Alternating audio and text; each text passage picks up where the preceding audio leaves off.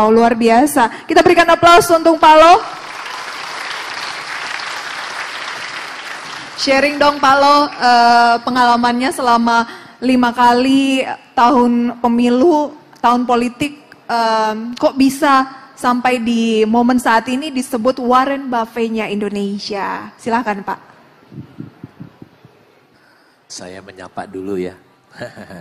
Yang saya hormati Profesor Edwardus, guru besar dari Fakultas Ekonomi dan Bisnis UGM.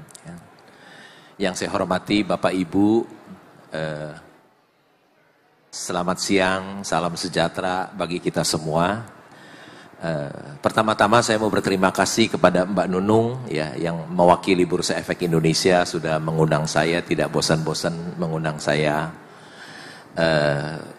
Untuk berbagi pengalaman berinvestasi di Bursa Efek Indonesia di sini selama 34 tahun. Ya.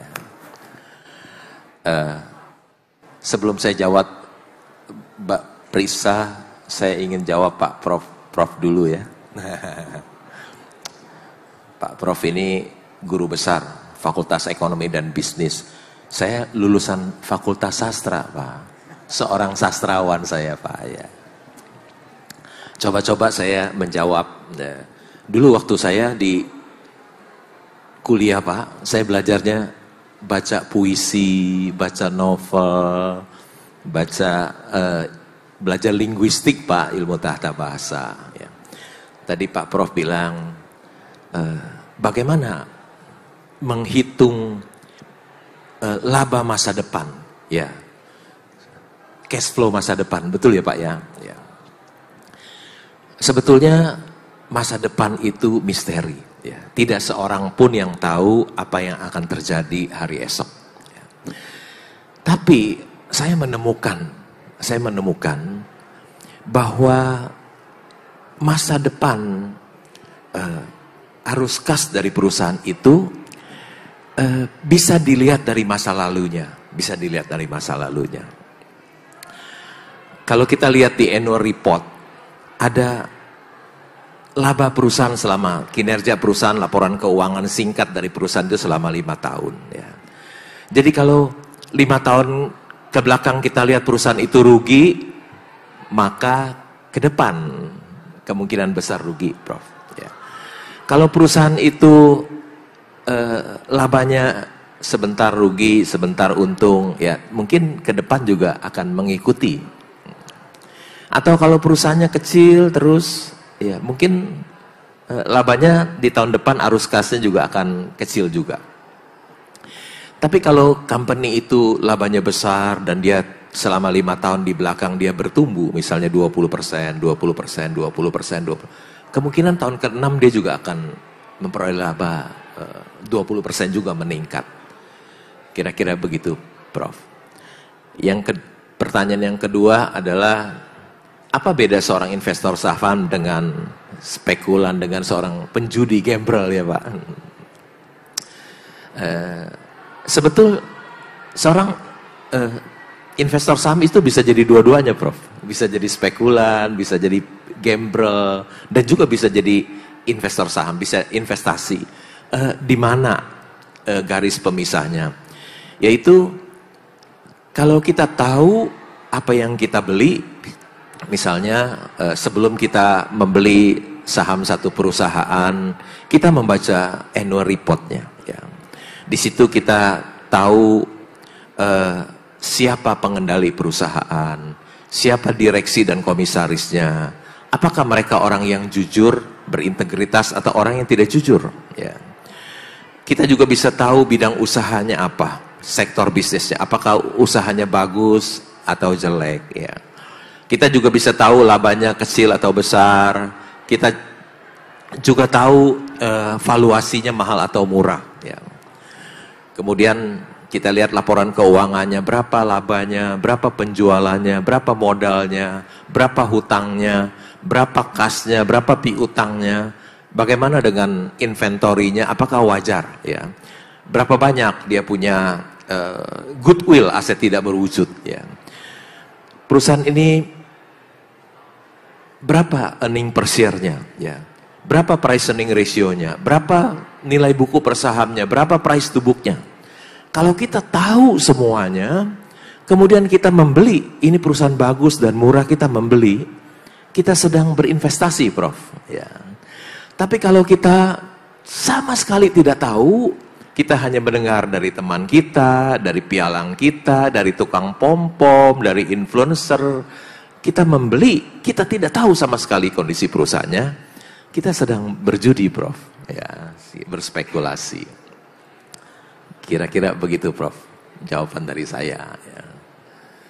Kemudian tadi Mbak Prisa bilang pengalaman selama pemilu. Ya, ya saya banyak sekali melalui pemilu ya, tahun sekarang 2019,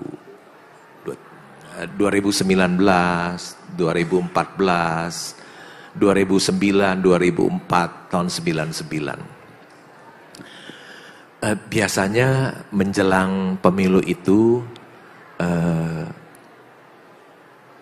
masyarakat biasanya menahan diri, tidak mau beli. Ya.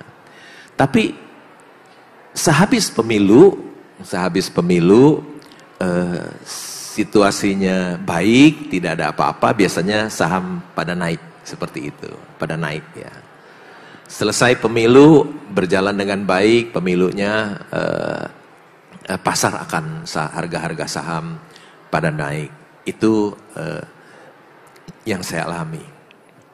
Tetapi ketika saya membeli saham satu perusahaan, saya tidak kaitkan itu dengan faktor pemilu, ekonomi, sosial, dan politik. Itu semua saya abaikan. Ya, saya abaikan. Ketika saya membeli saham satu perusahaan, tentu saya lihat kinerjanya. Kalau kinerja ini, perusahaan ini bagus dan murah, meskipun berapa bulan lagi ada pemilu, saya nggak peduli, ya, saya tetap akan beli.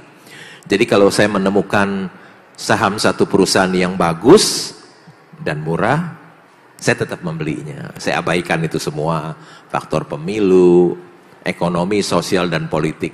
Saya abaikan. Ketika saya menemukan Mercy yang dijual harga bajai, ya, saya nggak peduli, langsung saya beli saja. Ya. Tidak lagi dikaitkan dengan faktor pemilu, ekonomi, sosial, dan politik pembelian saham saya. Tapi betul-betul pembelian saham saya hanya melihat kinerja perusahaan, kinerjanya dan valuasinya. Mercy yang dijual di harga bajai di dunia nyata tidak ada. Mercy yang dijual harga bajai itu hanya ada di Bursa Efek Indonesia. Begitu, Prisa. Oke. Jadi kalau mau menjadi pemenang khususnya berinvestasi di pasar modal, Pak Lo, kita harus paham isi dari emiten tersebut, laporan Betul, keuangan iya. dan lain sebagainya. Tapi kan ada ratusan emiten di Bursa Efek Indonesia, Pak Lo, untuk mendalami, anggaplah misalnya kita pendekatan dengan seseorang, untuk misalnya banyak orang di sini, saya mau pilih siapa itu kan. Apa dulu yang Pak Lo lihat agar mau untuk melihat annual report dan lain sebagainya dari emiten tersebut? Apakah kalau misalnya pacar gitu fisiknya, nah itunya apa yang dilihat Pak Lo? Kalau saya, pertama-tama yang saya lihat cuannya dulu, labanya perusahaan itu. Kalau rugi, saya males lihat. Kalau untungnya kecil juga males lihat. Ya, jadi pertama-tama saya lihat perusahaan itu labanya dulu. Jadi langsung tersortir gitu ya. Mungkin dari 800 tinggal 100 gitu ya labanya. Kemudian setelah lihat labanya, saya terusir lagi ke atas, labanya datang dari mana ini? Apakah dari operasional atau labanya dari pendapatan lain-lain ya, penjualan aset, keuntungan kurs dan lain-lain. Biasanya kalau pendapatan lain-lain itu saya buang. Karena tahun depan tidak ada lagi, jadi labanya akan anjlok ya. Setelah labanya besar, tentu saya lihat valuasinya, price earning ratio-nya berapa kali. Kalau price earning ratio-nya tinggi, saya juga tidak mau beli. Artinya ini Mercy, harga Mercy, ya gitu, harga wajar. Saya sukanya beli Mercy harga bajai, ya, artinya perusahaannya labanya besar, tapi valuasinya murah. Jadi pertama-tama yang saya lihat perusahaan itu adalah labanya, Prisa. Ya. Jadi mensortirnya dari labanya gitu ya, dan itu gampang ditemui di media-media dan berbagai macam platform, kelihatan tuh biasanya. Dan lagi rilis sekarang ini ya momen-momennya kuartal 3 2023. Oke, karena waktu kita terbatas, sambil kita sharing untuk sobat investor, Bapak Ibu yang ingin mengajukan pertanyaan, ini saya sampaikan kembali ya. Kalau Pak Joshua ini lebih kepada melihat situasi politik di Indonesia mempengaruhi aliran modal investasi asing dan dari pasar modal kita juga ya. Kemudian kalau bersama dengan Prof. Ed ini membahas terkait dengan makro ekonomi kita di tahun politik, kebijakan politik mempengaruhi pasar modal dan ekonomi secara keseluruhan, dan tentunya dengan Pak Lo begitu pengalaman-pengalaman beliau berinvestasi selama puluhan tahun. Oke, kita buka sesi Q&A ya untuk 3 penanya terlebih dahulu. Silahkan. Oke, saya lihat yang paling depan, paling duluan itu adalah Mas berbaju hitam. Kemudian dilanjut dengan, Mas berbaju biru dan juga yang di belakangnya. Nanti kita ke tengah dan ke pinggir ya. Silahkan, dengan namanya dari mana? Ya, terima kasih. Nama saya Irfan, saya dari Bogor. Silahkan. Saya mau menanyakan ke Pak Lo. Pak, ini kan saya sudah mengikuti Bapak lah. Saya sudah juga baca berbagai buku Bapak yang ditulis sama Pak Lukas juga. Terus Bapak juga kan sangat mengagumi Warren Buffett. Cara-cara investasi Bapak itu banyak terinspirasi dari Warren Buffett. Nah, ini ada satu kutipan dari Warren Buffett yang berbunyi, "Our favorite holding period is forever." Nah, untuk kutipan ini saya sepertinya mungkin saya yang kurang tahu. Sepertinya Bapak nggak pernah megang saham yang disimpan selamanya itu seperti yang Warren Buffett pegang. Mungkin yang saya tahu Bapak pegang saham Panin tuh selama 16 sampai 17 tahun itu mungkin juga yang dimaksud si Warren Buffett kan mungkin yang berfundamental bagus, yang bisa disimpan selamanya seperti saham Coca-Cola nih. Mungkin kalau kayak Panin saya pernah dengar di wawancara Bapak itu karena memang belum ke harga wajarnya yang sekitar 5 ribuan, makanya sampai 16 sampai 17 tahun Bapak masih pegang. Mungkin itu pertanyaan saya, terima kasih. Oke, jadi ditanyakan intinya apa nih Mas? Iya, ada nggak saham-saham yang seperti yang di kan Pak Lo ini kan saham-saham yang disimpannya lama, selamanya gitu, selain saham Panin. Oh, oke. Kemudian silahkan Mas di belakang. Dengan Mas siapa? Nama saya Philip, asal dari Tangerang. Saya mau bertanya ke Pak Lo. Pertanyaannya simple.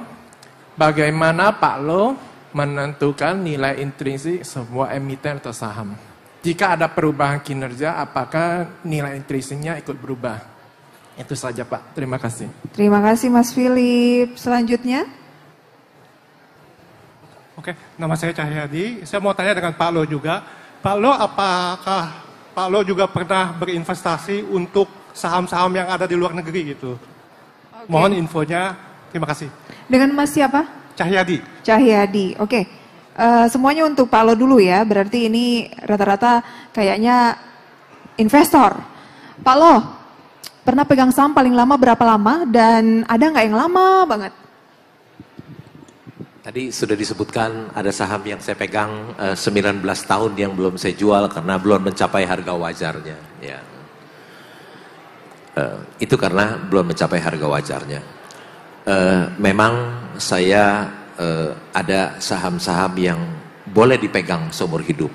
Tetapi kalau kita pegang saham yang seumur hidup harus dipastikan bahwa itu wonderful company, ya wonderful company. Ya. Ada satu tambang batu bara, ya saya pemegang saham terbesar nomor 2 di situ. Itu sudah laba 350 miliar, udah cuan saya nggak jual loh, ya saya nggak jual karena saya masih ingin apakah ini company bisa growing, ya growing. Jadi apakah company ini bisa saya pegang forever, ya. Dan kalau you lihat ada nama saya di OCBC NISP di annual report sebagai pemegang saham di situ, ada di Bank CIMB juga di annual report ada nama saya. Itu mungkin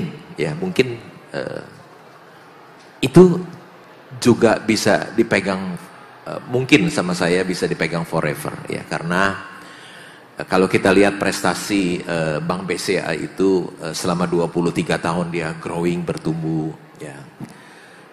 Semoga saya membeli bank yang aset 350 miliar, 250 miliar bisa mengulangi prestasi apa yang sudah dilakukan oleh BCA ya.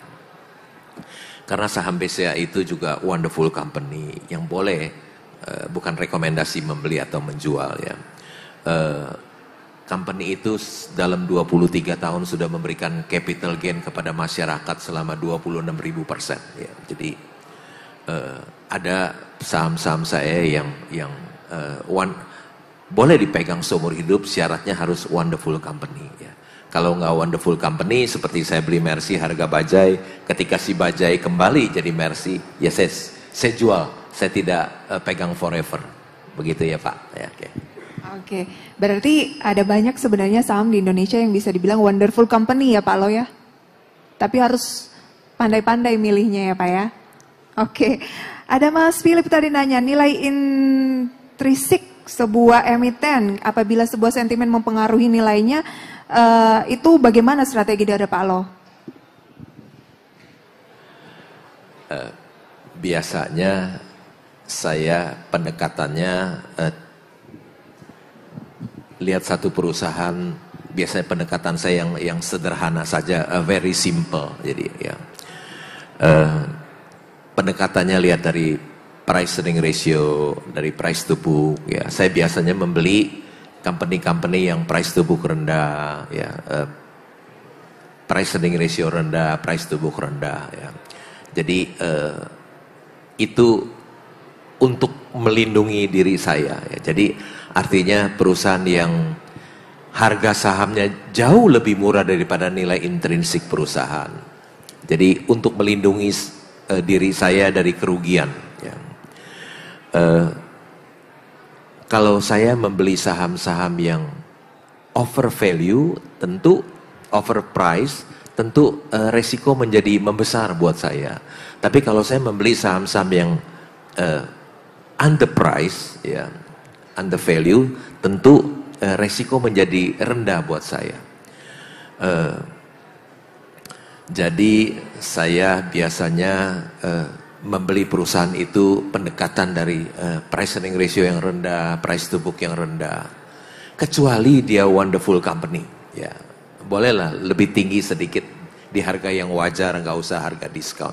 Begitu Mbak Prisa. Oke, karena barang bagus biasanya memang agak mahal begitu ya Pak ya.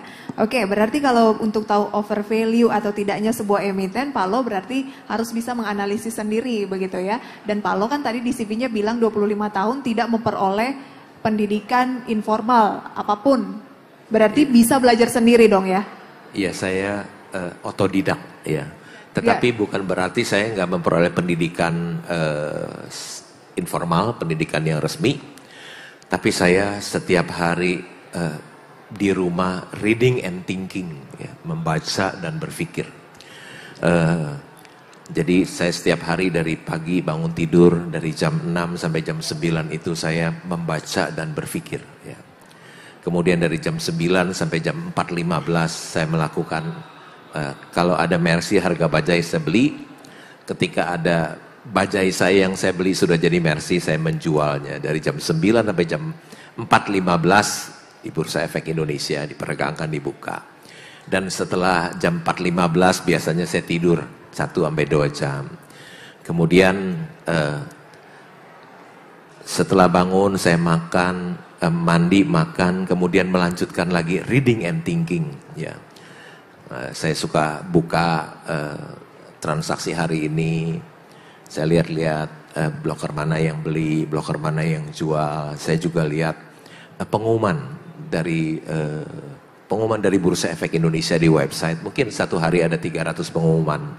Jadi saya nggak perlu lagi dengar-dengar rumor gitu. Jadi saya betul-betul biasanya perusahaan publik itu mau melakukan aksi korporasi, dia beritahu ke Bursa Efek Indonesia, kemudian Bursa Efek Indonesia tampilkan di website agar setiap investor bisa membaca dalam waktu yang sama, ya waktu yang sama ya. Jadi selesai bangun tidur saya membaca kembali. Jadi sebetulnya saya banyak sekali melakukan otodidak karena saya tiap hari membaca dan berpikir. Karena membaca laporan keuangan itu adalah kunci sukses dari seorang investor saham. Nggak ada cara lain. Begitu, Prisa. Oke, reading kemudian juga thinking. Mungkin kalau ada yang merasa masih pemula, jangan berkecil hati ya. Kalau Pak Lo juga bisa, harusnya semua bisa, asal kuncinya itu tadi, reading dan juga thinking. Kalau misalnya merasa sudah cukup lama berinvestasi masih sering rugi, mungkin kurang reading atau kurang thinkingnya begitu ya Pak ya. Makanya tadi poin ketiga dari CV Pak Lo itu adalah work from home selama 25 tahun. Itulah yang dilakukan ketika work from home ya Pak ya. Di rumah reading and... Ada penelitian, jadi yang secara akademik itu dikatakan home bias. Ya, jadi ya, kalau secara empirikal dikatakan ya, untuk bisa melakukan ya diversifikasi secara internasional, orang di Finlandia, investor di Finlandia itu sebaiknya mereka itu 90% itu invest di luar Finlandia. Tapi kenyataannya 0%. Seperti ini saya yakin ini. Karena kita nggak terlalu tahu informasi mengenai negara yang bersangkutan. Sehingga lalu muncul yang kita sebut salah satu ya perilaku itu adalah home bias. Saya kira mungkin itu ya. Jadi mungkin juga saya akan mungkin secara tidak sadar kan ngapain di luar negeri nggak ngerti gitu. Mungkin ya, karena itu kalau saya kaitkan dengan hasil penelitian. Ya, jadi tapi luar biasa ya, kita lihat di sini ya, kalau Anda itu mau untung hanya thinking terus nggak pernah baca juga ya nggak mungkin untung gitu. Ya kan, jadi itu namanya apa? Berimajinasi. Ya, investasi sambil berimajinasi. Tapi ada satu saya setuju sekali sebenarnya, dan ini juga saya kira Warren Buffett mengatakan buy a good company with a fair price, ya, then buy right apa yang kita sebut dengan fair company with a good price. Yeah. Itu kan, jadi sebenarnya kita lihat, jadi memang pokoknya yang dicari itu ya mercy, selalu yang perlu dicari itu adalah mercy. Tapi kadang-kadang ya cari mercy yang kebetulan harganya bajai. Itu kira-kira kalau saya bisa mengartikan ya. Jadi itu kira-kira. Jadi tambahan aja Mbak Priska. Berarti Prof Tep ada keinginan dong sekarang Prof untuk mungkin saya nanti mau belajar banyak reading dari Pak laporan Lo. keuangan sekarang. Saya mau belajar lah supaya kalau saya kaya saya nggak usah perlu jadi dosen lagi. Oh, satu kehormatan Prof. Oke. Saya ingin tahu juga dong pendapat guru besar FEB mau belajar dengan seorang sastrawan. Luar biasa. Tapi kebayangkan kalau misalnya sastrawan aja dengan bermodalkan reading and thinking, kalau guru besar bisa reading and thinking, kayak gimana nanti hasilnya ya kan? Soalnya Prof teorinya banyak tadi saya lihat. Saya juga nggak mengerti ya. Karena investasi saya hanya bermodalkan yang very simple, yaitu price earning ratio rendah, price to book rendah saja ya. Pendekatan yang saya lakukan itu adalah cukup tamatan SD Anda bisa jadi seorang investor saham yang berhasil ya. Karena yang dibutuhkan untuk menjadi seorang investor yang hebat di Bursa Efek Indonesia hanya cukup bisa tambah, kurang, bagi, kali, dan prosentase. Kalkulus nggak dibutuhkan, integral diferensial nggak dibutuhkan ya. Hanya tamatan SD saja sudah bisa menjadi seorang investor saham yang berhasil. Karena hanya pakai PI rendah dan price to book rendah. Ya, begitu Prisa. Dan mungkin kemauan ya. Pak Lo, karena kalau misalnya pengennya, sering ada yang nanya kalau melalui kita begitu di media, ada nggak sih investasi yang bisa merem aja gitu kan, tetap harus ada baca laporan keuangannya. Saya ingin mengetahui rahasianya ini ya. Tadi disebutkan pegang saham BCA, iya kan Pak Lo?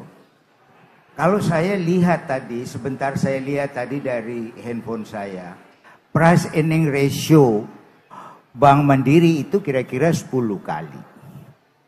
Bank BRI itu kira-kira 13 kali. Bank BCA itu sudah 23 kali, Pak. Kira-kira apa kiatnya ini? Ya, kok masih pegangnya yang sudah 23 kali. Nah, ini rahasianya supaya nanti kita ikuti. Mulai berguru nih.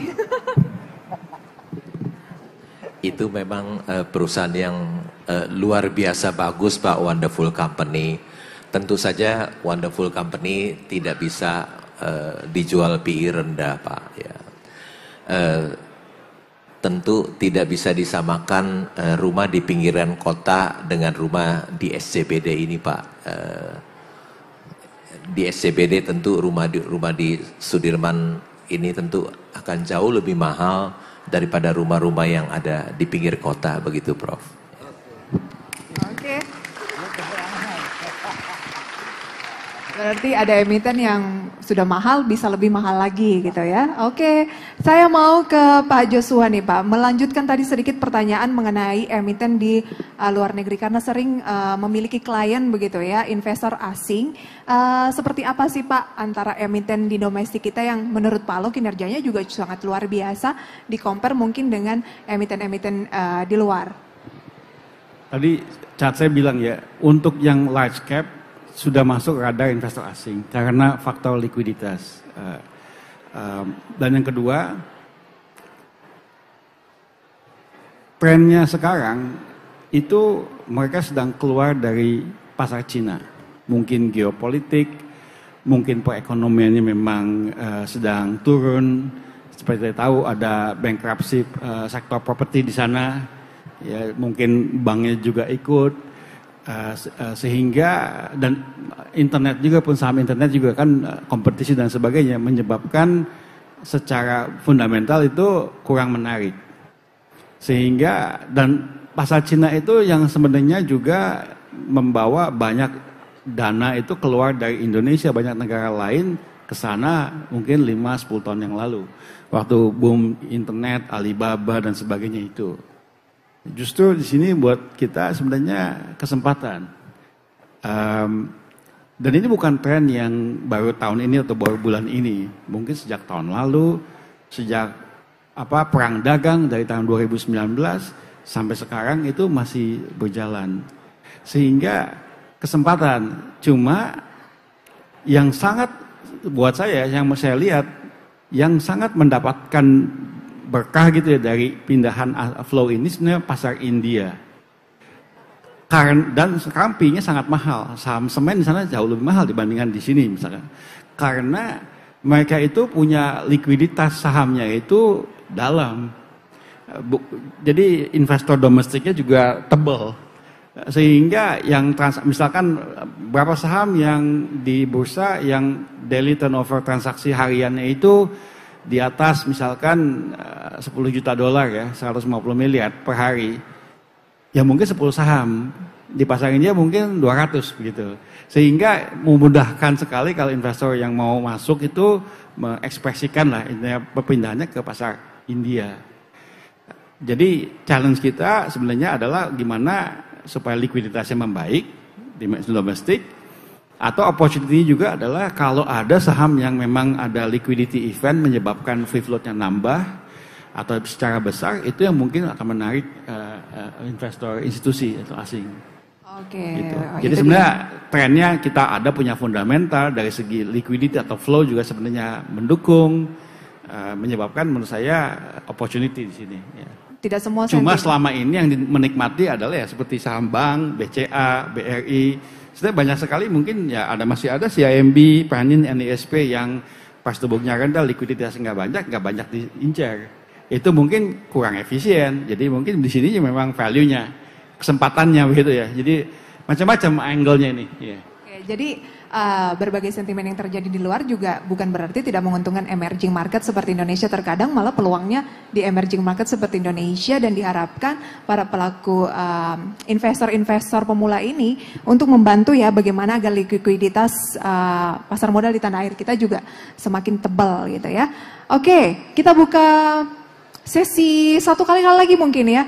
Tapi singkat, pertanyaannya singkat aja untuk 3 orang. Dari tengah mas yang berbaju hitam, kemudian masnya yang berbaju abu-abu ya, dan yang terakhir iya dari masnya yang baju kotak-kotak. Silahkan singkat aja.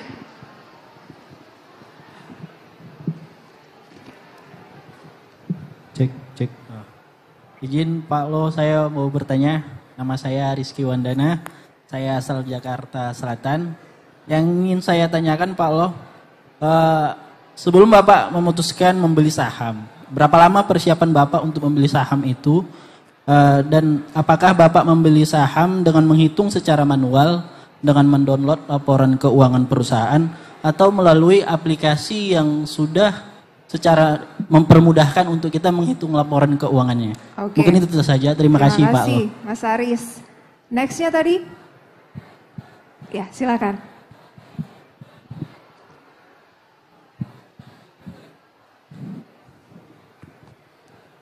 Izin Pak Lo, saya dari Lampung, Hedi.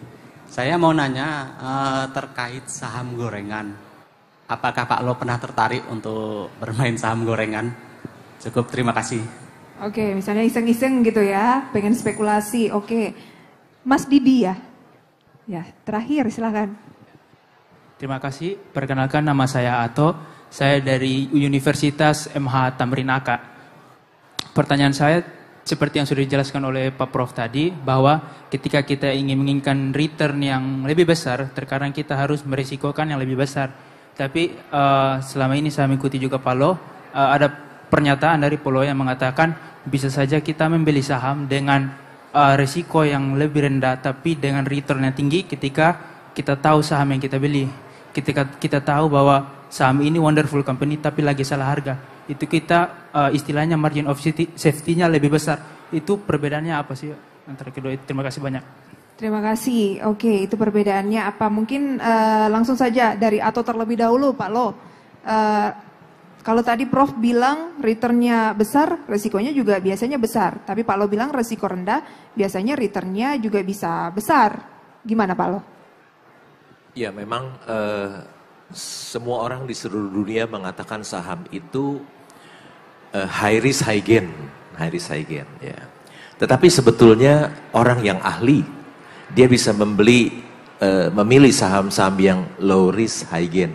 Ya. Tetapi orang baru yang awam dia bukan hanya bisa membeli saham yang high risk high gain, tapi juga high risk low gain. Ya. Jadi resiko itu datang dari ketidaktahuan kita. Resiko itu datang dari yang tahu dia bisa memilih, yang tidak tahu dia tidak bisa memilih. Oke. Begitu. Prof, ada kemungkinan nggak seperti yang disampaikan oleh Pak Lo bahwa return besar bisa juga resikonya low seperti yang baru sampaikan? Jadi gini ya, Markowitz ya itu mengajarkan mengenai teori portofolio. Kembali lagi ya, jadi jangan kita meletakkan telur di satu keranjang, itu kira-kira intinya. Nah itu berlaku untuk orang-orang yang nggak ngerti. Seperti Pak Lo ini, ngapain saya harus taruh telur banyak di dalam keranjang kalau saya tahu ada yang bagus gitu. Betul Prof. Nah, betul. Jadi itu kira-kira. Jadi Warren Buffett itu tidak percaya dengan teori portofolio atau diversifikasi. Karena Warren Buffett dia tahu perusahaan bagus apa. Maka tadi saya setuju sekali ya bahwa kita cari yang bagus itu resikonya rendah tapi returnnya tinggi. Kira-kira begitu ya Pak Loy. Betul Prof. Ya. Berarti ada yang resikonya rendah, returnnya tinggi, ada yang resikonya rendah, returnnya juga rendah, tapi kuncinya adalah kita harus tahu yang mana emiten itu ya. Baik, oke. Pertanyaan dari Mas Aris tadi, persiapannya berapa lama Pak Lo biasanya untuk melihat sebuah emiten, manual atau pakai aplikasi? Biasanya karena saya sudah 34 tahun ya, di Bursa Efek Indonesia sebagai investor, dan setiap hari saya juga reading and thinking, ya. Tentu sekejap udah tahu, ya. Sekejap sudah tahu yang mana itu. Yang ini udah nggak usah dilihat lagi, hanya yang cuan-cuan gede aja yang diperhatikan, yang valuasinya murah. Pakai aplikasi apa? Saya masih manual, ya. You mungkin kaget, saya itu sampai sekarang nggak bisa ngetik di komputer loh, ya. Karena waktu saya dulu kuliah belum ada komputer, jadi saya nggak pernah ngetik di komputer sampai saat ini nggak bisa. Udah nggak bisa, nggak mau belajar lagi, celaka, ya. Jadi saya sama sekali nggak pakai aplikasi. Saya betul-betul lihat dari dia punya laporan keuangan sendiri, ya. Tapi kan saat ini aplikasi udah canggih-canggih, nggak ngaruh sebenarnya cuan atau nggak pakai aplikasi atau manual ya Pak ya? Iya, nggak pakai aplikasi. Takutnya juga pakai aplikasi yang input data di situ salah masuk lagi, betul ya? Bisa, karena saya lihat bisa salah masuk datanya, salah ketik. Jadi saya tetap pakai laporan keuangan yang ada di website Bursa Efek Indonesia. Baik. Bisa saya lihat, kalau sangat perlu sekali saya print, saya simpan. Oke. Manual itu. Pak Jadi Jos mungkin mau menambahkan? Saya mau tambah sedikit ya. Tentu perlu persiapan ya kan. Nah mungkin saya sih sebagai anggota bursa dan broker ya. Mungkin dan saya juga dari riset ya. Jadi pilih brokernya yang punya riset mungkin ya. Sangat membantu itu. Ya, jangan pilih broker yang kasihnya yang hari ini mau naik apa gitu kan, rumornya apa. Yang bisa kasih riset. Dan Anda kan selalu pas trading kan transaksi pasti pakai broker kan. Ya kasih broker yang punya riset fundamental, kasih yang benernya begitu, bukan cuma yang rumor harian begitu loh. Brokernya juga harus dipilih gitu ya. Ada tips memilih broker Pak Lo?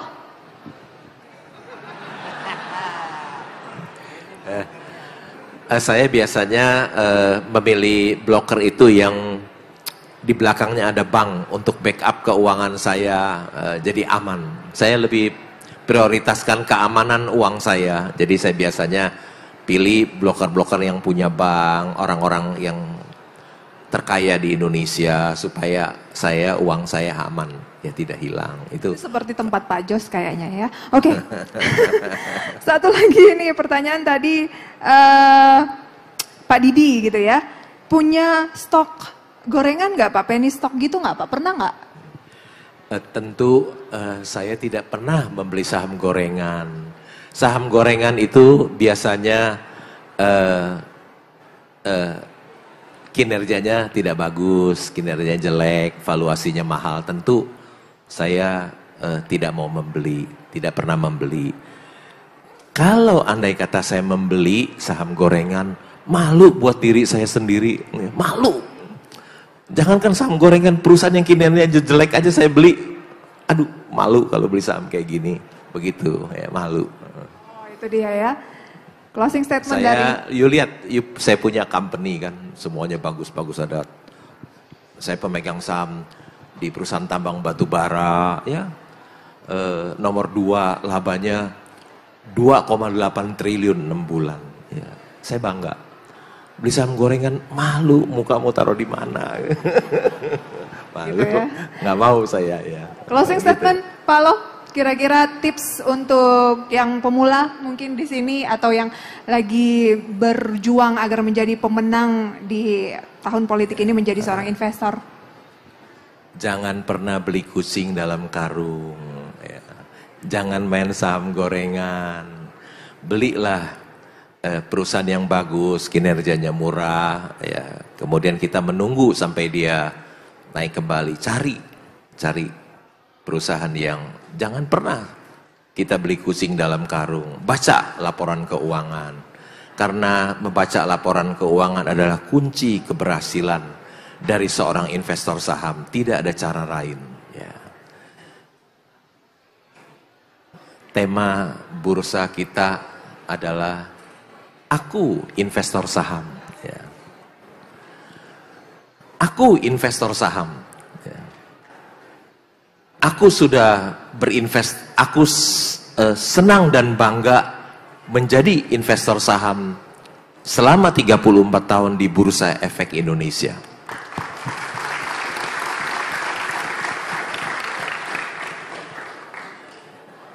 dan saya akan menjadi investor saham sampai akhir hidup saya. Terima kasih Pak Lo. Dari Prof. Ted mungkin untuk analisis dan juga peluang ekonomi Indonesia di tahun pemilu ini, atau ada yang ingin ditambahkan? Silakan. Ya seperti tadi saya sampaikan bahwa semakin Anda mempunyai informasi yang banyak, ya kemungkinan Anda rugi itu lebih kecil dibandingkan dengan kemungkinan Anda menghasilkan keuntungan. Saya kira itu saja pesan saya.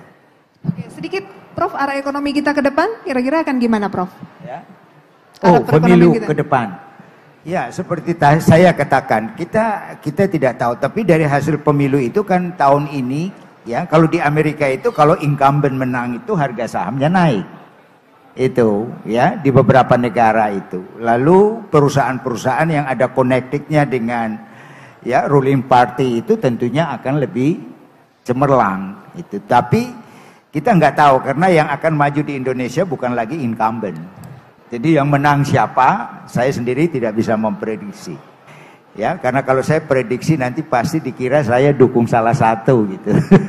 Jadi agak-agak lagi banyak ketidakpastian nih Prof. Ya. Jadi banyak ketidakpastian nih berarti. Ya, jadi saya kira kita lihat saja nanti. Tapi ya harga saham itu tidak hanya ditentukan oleh ya presidential election, masih ada banyak faktor yang lain.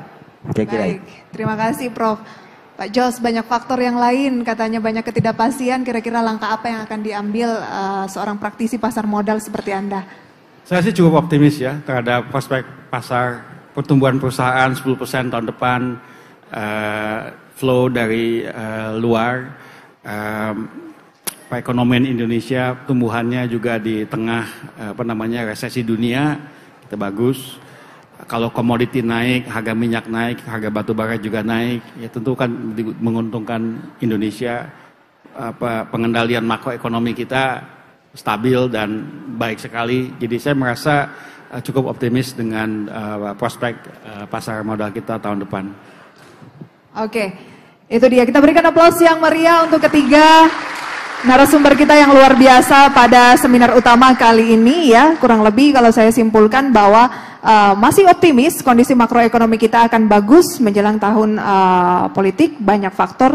Tetapi yang terpenting adalah jangan beli kucing di dalam karung. Jadi apapun analisis AB mungkin lebih bagus kalau misalnya kita tahu begitu ya, kita menganalisis sendiri emiten mana yang kita pilih agar kita bijak dalam berinvestasi dan juga keluar menjadi seorang pemenang dalam berinvestasi di tahun politik. Terima kasih banyak untuk kehadirannya Pak Lo, Prof. Ted dan juga Pak Jos, begitu ya, sukses selalu, semoga harapan yang kita canangkan bisa tercapai, menambah wawasan dari sobat investor semua.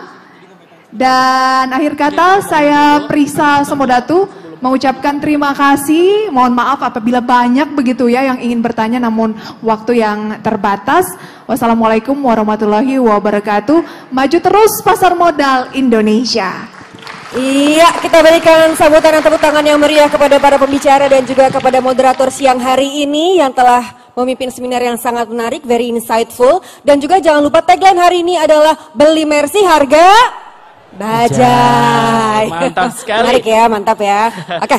Dan sekarang saatnya kita akan memasuki rangkaian acara selanjutnya, bahwa kita akan memasuki seminar dengan tema potensi investor retail Indonesia. Apa sih daya tariknya? Dan tentunya